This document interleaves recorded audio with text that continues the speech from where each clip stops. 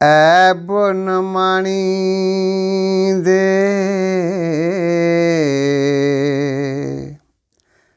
काज ओ यार। हाँ जी दोस्तों, welcome back to Singh vlogs. ਮੈਂ ਤੁਹਾਡਾ ਦੋਸਤ ਦਵਿੰਦਰ ਸਿੰਘ। ਦੋਸਤੋ, ਅੱਜ 1 ਜੁਲਾਈ ਨੂੰ ਦਿਨ ਸ਼ਨੀਵਾਰ ਬਾਬਾ ਜੀ ਨੇ ਡੇਰਾ ਬਿਆਸ ਵਿੱਚ ਪ੍ਰੋਗਰਾਮ ਕੀਤਾ। ਅੱਜ ਸੇਠੀ ਸਾਹਿਬ ਜੀ ਨੇ ਸਤਸੰਗ ਫਰਮਾਇਆ, 45 ਮਿੰਟ ਦਾ ਸੀ ਤੇ ਬਾਬਾ ਜੀ 8:30 ਵਜੇ ਸਟੇਜ ਤੇ ਆ ਗਏ ਸੀ ਤੇ ਪੂਰੇ ਸਤਸੰਗ ਦੌਰਾਨ ਬਾਬਾ ਜੀ ਸਟੇਜ ਤੇ ਵਿਰਾਜਮਾਨ ਰਹੇ ਤੇ ਸੰਗਤ ਦੋਸਤੋਂ ਕਾਫੀ ਆਈ ਹੋਈ ਸੀ ਦੂਸਰੀ ਸਟੇਜ ਤੋਂ ਵੀ। ਤੇ ਪਾਠੀ ਜੀ ਦੇ ਸਤਸੰਗ ਕਰਨ ਤੋਂ ਬਾਅਦ ਖੁੱਲੀ ਕਾਰ ਵਿੱਚ ਦਰਸ਼ਨ ਹੋਏ ਤੇ ਗਰਮੀ ਵੀ ਬਹੁਤ ਸੀ। ਮੈਂ ਤੁਹਾਡੇ ਨਾਲ ਕੁਝ ਪੁਆਇੰਟ ਸ਼ੇਅਰ ਕਰੂੰਗਾ ਜੋ ਅੱਜ ਸਤਸੰਗ ਵਿੱਚ ਫਰਮਾਏ ਗਏ ਸੀ ਪਾਠੀ ਦੁਆਰਾ। ऐब न माणी दे काज ओ यार। ਬਾਣੀ ਸੀ ਗੁਰੂ ਰਾਮਦਾਸ ਜੀ ਦੀ, ਜੋ ਕਿ ਨਿਮਰਤਾ ਦੇ ਪੁੰਜ ਸੀ। ਆਪ ਪੂਰੀ ਨਿਮਰਤਾ ਦੇ ਨਾਲ ਉਸ ਨਾਮ ਦੇ ਨਾਲ ਲਿਵ ਜੋੜਨ ਲਈ ਆਪਣੇ ਸਤਿਗੁਰੂ ਅੱਗੇ ਅਰਜ਼ੋਈ ਕਰ ਰਹੇ ਹਨ, ਅਰਦਾਸ ਕਰ ਰਹੇ ਹਨ, ਬੇਨਤੀ ਕਰ ਰਹੇ ਹਨ ਤੇ ਨਾਲ ਹੀ ਮਾਲਿਕ ਦੀ ਮਹਿਮਾ और नाम ਦੇ महत्व ਨੂੰ ਸਮਝਾ ਰਹੇ ਹਨ। बेनती एक भावना होती है जो हर इंसान के अंदर कभी न कभी जरूर उमड़ती है। हम कभी शारीरिक तौर पर या धन दौलत की कमी होने के कारण, पैसे की कमी होने के कारण मानसिक तौर पर अपने आप को लाचार, असमर्थ महसूस करते हैं, बेबस महसूस करते हैं। तो स्वाभाविक तौर पर कोई समर्थ हस्ती जो हमारी मदद कर सकता हो उसके आगे विनती करते हैं, फरियाद करते हैं ताकि वो हमारी सहायता कर सके, मदद कर सके और हमारे दुख और कष्ट का निवारण हो सके। इसी तरीके से जब सारे रिश्ते नाते, यार दोस्त, सगे संबंधी हमसे मुंह मोड़ लेते हैं, तब हम उस परमात्मा के आगे विनती करते हैं, अर्जोई करते हैं। जब सभी हमसे मुंह फेर लेते हैं इसलिए कि हमारी आदतें सुधर सकें। जहाँ तक परमार्थ का सवाल है, इसकी तरफ उठाया गया हर कदम उस मालिक की रहमत के आधार पर है। इसलिए परमार्थ में जो जो इंसान कदम उठा रहे हैं, चल रहे हैं, वो तो हर पल उस मालिक की रहमत के लिए, उसकी दया मेहर के लिए विनती करते ही हैं। और अगर गहराई से सोचें तो हर इंसान के अंदर ये अर्जोई की भावना, विनती की भावना कभी न कभी जरूर उभरती है।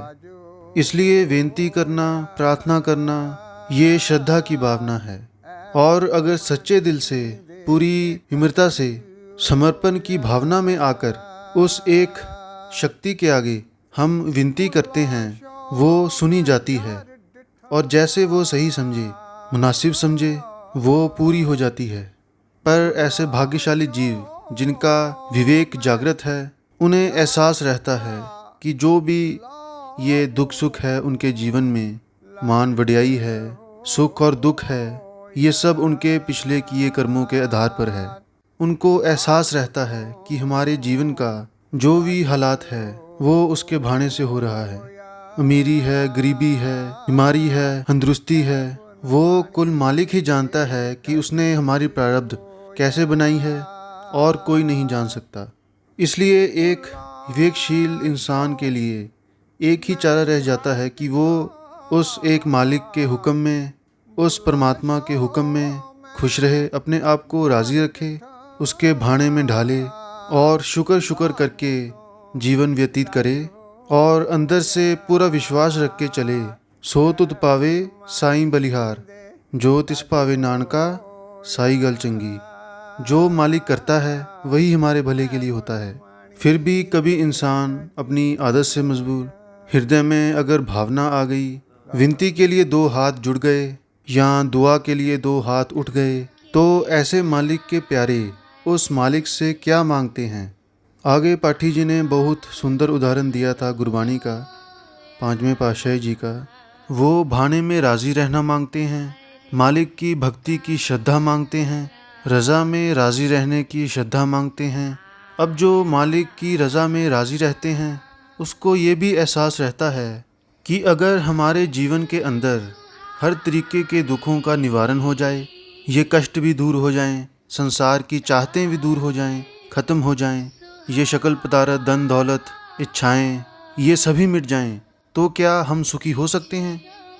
तो समझ आती है कि हम सुखी नहीं हो सकते। असल सुख आत्मिक सुख है। वो केवल और केवल उस प्रभु के मिलाप में है, वो प्रभु के साथ मिसाल करने में है।